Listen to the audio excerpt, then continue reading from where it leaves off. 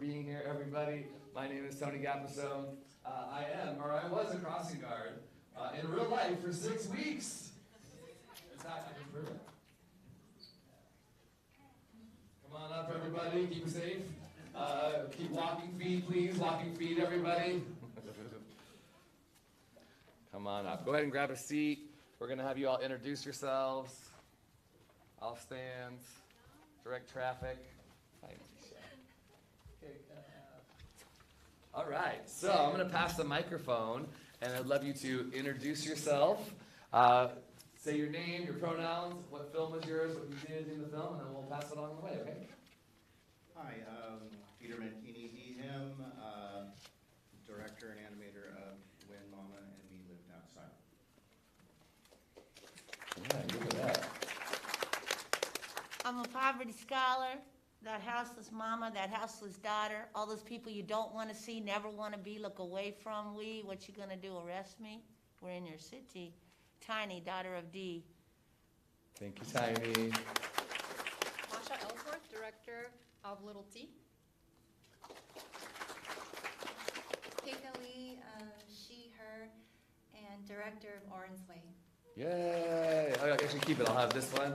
So let's talk about the origins of your story. All right. By the way, my daughter from Crossing Guard, she's my real daughter in real life. She's up there. Say hi to Sophia. She played Mimi, otherwise known as Mimosa. Origins of the story. Why did Orange Way, Masha, why did Little T, and then why did When Mama and Me Lived Outside need to be made into the work that you created? So I grew up watching a lot of princess movies, and I really love strong female characters, and I always wanted to make my own princess movie and wanted her to be a strong female character role model for other little girls. So that's why I created Orange Way. The twist. Did y'all like the twist there? The knight in the shining armor? I love it. So I have a little story. I'll make it short. Yeah, Masha, yeah, go ahead. I was kind of looking for a next career challenge and was really doubting any decision that I would make. And one time I was at Panda Express with my son, who's in the audience, and I opened up a fortune cookie, and it said, "Silence the critic within." And it was like, oh my gosh, that's exactly what was happening to me. I was I was doubting that I can challenge myself. I'm like, why would I do this to myself? What is this critical voice that's inside of me? Why did I get one? Like, where did it come from, and how to silence it? And so I really wanted to tell that story and to kind of suggest that our critical voices have an arc, they have an origin story, and hopefully have an arc, and you can kind of make friends with it and like resolve that conflict. So yeah. Just to affirm, I love short films. Obviously, I made a short film. You can tell a really big story in a short amount of time. And I met Masha at the Pasadena Film Festival. And Adrian, who also played my on-screen wife, is right over there too. Adrian's on our board of directors. We were at the Pasadena Film Festival. Yeah. I met you, which also goes to show relationships can be built at film festivals. And anybody who is creative, anybody who's human can identify with that negative self-talk. And I love that you were able to capture that in 5 minutes. Yeah, thank you. Tiny and Peter, anything you want to say about why your work had to be created in the way you did? Well, thank you for choosing the film. We made the film because people don't see houseless people. I'm also in my persona, my jail suit, because folks are criminalized for the act of being houseless on the street. I did 3 months in Santa Rita County Jail for the sole act of being homeless with my mom. And what people may or may not know, and we appreciate spaces like this, is that when you're outside as a family, your body and your life is criminalized, and you have to hide. Because it's an act of criminality within a capitalist system to not have access to a roof. I'm a poet, I'm a writer, I'm part of the Poor Magazine family. Angel Heart and Israel and Juju are here, and we are building a homeless people solution to homelessness that you saw in the movie in Deep East Oakland. We as poor people and houseless folks have our own solutions. The solution is not to sweep our bodies like we're trash. So what you witnessed was all true. It's based on a children's book that I wrote. I would urge people to get it. I would urge educators in the audience and parents. Teach your children a different protagonist, a different story about homeless people, about houseless families, and about mothers and children in poverty.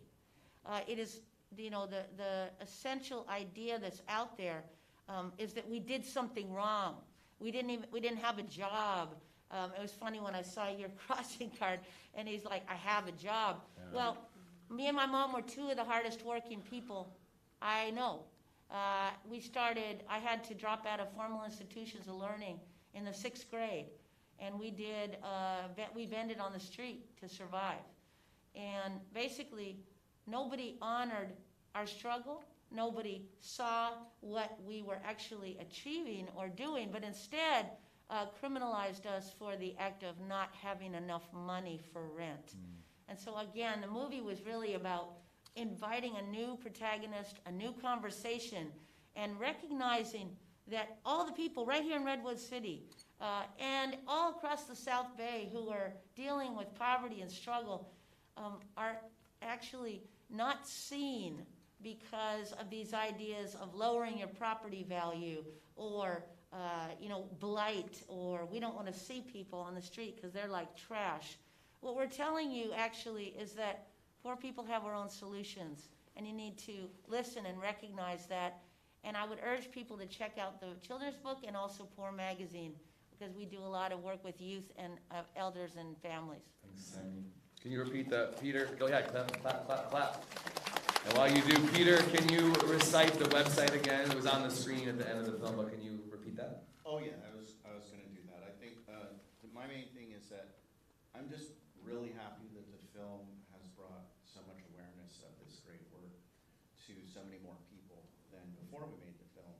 And I'm just really happy to welcome you all into this experience that if you've never been unhoused, you probably know nothing about. There's this entire world here, and all these people that you've been taught are invisible, should be invisible, should be spurned, should be run away from because everybody's smelly and dirty and doesn't want a job. That there's actually a whole world here. And so if you go to poorpress.net, you'll see not only where you can buy this book, and of course the proceeds will go to help their great work, but you can see, there's some clothing there. There's a lot of other books written by other poverty scholars like Tiny. And if you go to poormagazine.org, you'll see PNN, the Poor News Network, the radio show, a lot of news reporting essays, and the incredible homefulness movement here that is just mentioned in the film is poor people coming together and finding ways to get property and to build their own homes there, legally, completely legally, but complete poor people-led solutions as opposed to saying, if you're poor, you're helpless and you need someone from above to save you. No, these are really hardworking people. Tiny's the hardest working person I know, literally. She's going to run from here out to do some more great work for someone else. We're going to dash out of the building. No, that is not a rejection of you. We just have to get to her work. We won't take it Thank personally. you so much. All right, we have a few more minutes. Would any young people like to ask a question in the theater today? And if you were a musician earlier, or Adrian, if you want to come on up. Ryan and Jessica, come on up. I'd love to just stand up here so we can recognize you and your work. Would anybody like to ask a question of our makers, our brave makers? Raise your hand. Nice. And if no young people, vintage people. Is that a good way to say that? I included in that vintage category. Anybody else like to ask a question? We have time for maybe 2 or 3. Go ahead, Kelly. Come on. Heidi, I was wondering, because I think that was your story, did you write it or illustrate it, or how did the book come about? So thank you for asking. I want to shout out to Asian Robles, another poverty scholar who was not trained formally, who did all the illustrations by hand in the book. And then Peter, and I wrote it, yes. I'm a writer and a poet and a teacher, but then Peter took that book and he turned it into this beautiful animated movie. So yeah, thank you for that. Thank you. Any other questions? I see one right there. What's your name? Edward. Say it again. Edward. Edgewood? Yeah. Yes. How long did Orange Way take to make? Oh, that accent, come on. That's the microphone down. How long did Oren's Way take to make? Thanks for asking. Oren's Way took 3.5 years to make. 1 year to write the story, 1 year to do the storyboards and character designs, 2 years to animate. How many artists, animators, digital creators do we have in the house today? Raise your hand. Let me see your hands. Okay, so same question from Masha. So a 15-minute one took 3 years. Could be the same for 5 minutes. How about you, Masha? Actually, a little longer, 4.5 Wow. years. Yeah, it was a side project, but it did take a while. Animation takes takes a long time, but it's worth it. And Masha, I know you work somewhere pretty special. Do you want to quickly shout that out? Yeah, for my day job, I work at Pixar and work on many films, and this is my first independent film. So happy to be here, part of this festival. Thank you. Congratulations. Yeah. Let's pass the mic down just real quick. Ryan, why don't you tell us something significant about you and how you got started in music? Can you all hear me okay? Yeah. So yeah, my name is Ryan Woodard. I'm a musician.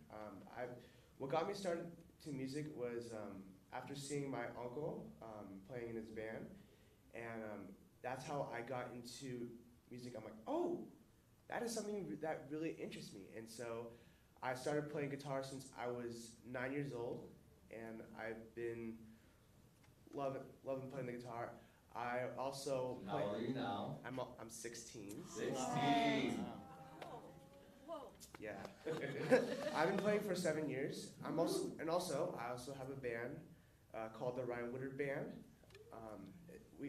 What music we play is like rock, blues, and funk. Those are the music. Sorry, that's the kind of music. And also, fun fact, and also an interesting fact about me is that I'm a musician living with autism. Say that one more time. I'm a musician living with autism. Thank you. And music made me feel more confident. It made me feel more verbal. And All right. Give it up for Ryan. The Ryan Woodard Band available to gig at your local party, backyard, event, graduation, bar mitzvah. Right, Ryan? yeah, anywhere. Anywhere.